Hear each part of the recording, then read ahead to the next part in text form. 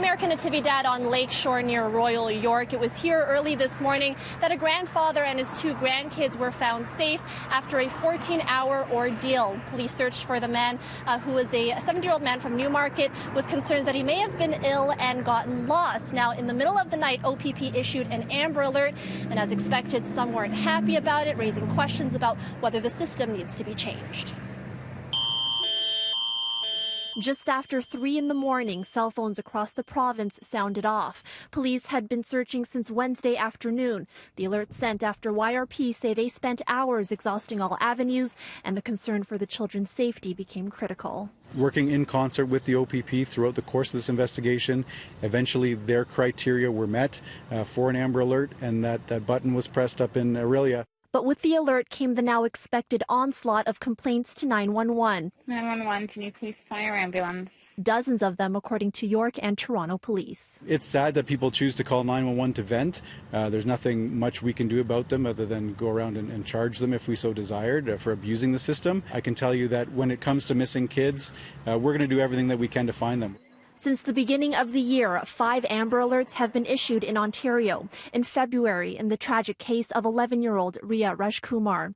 A month later, for a 5-year-old in Markham. Then again in April and in May. In each case, police stressed the alerts were carefully thought out and integral in locating the children, with all but one found safe. In yesterday's case, York police say a Toronto officer saw the alert and spotted the grandfather's vehicle.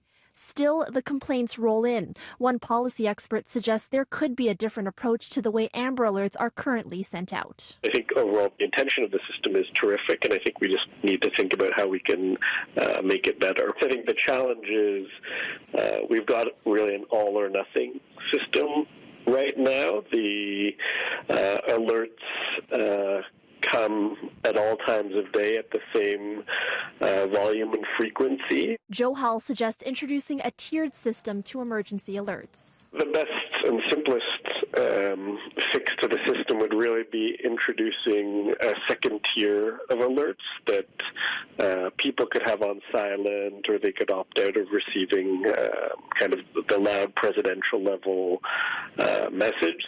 While events like imminent natural disasters would be top tier. So I think that's probably the smartest and easiest fix to the system, and that's similar to what they do in the United States.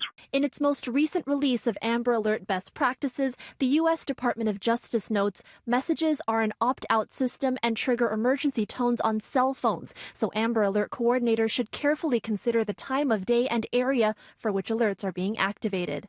Joe Hall says even if an Amber Alert were on a lower priority tier, they would still be an effective tool for police. I mean, quite honestly, most people look at their phone very regularly, so there wouldn't really be a big gap between when you get the notification and when you're aware of what it's saying.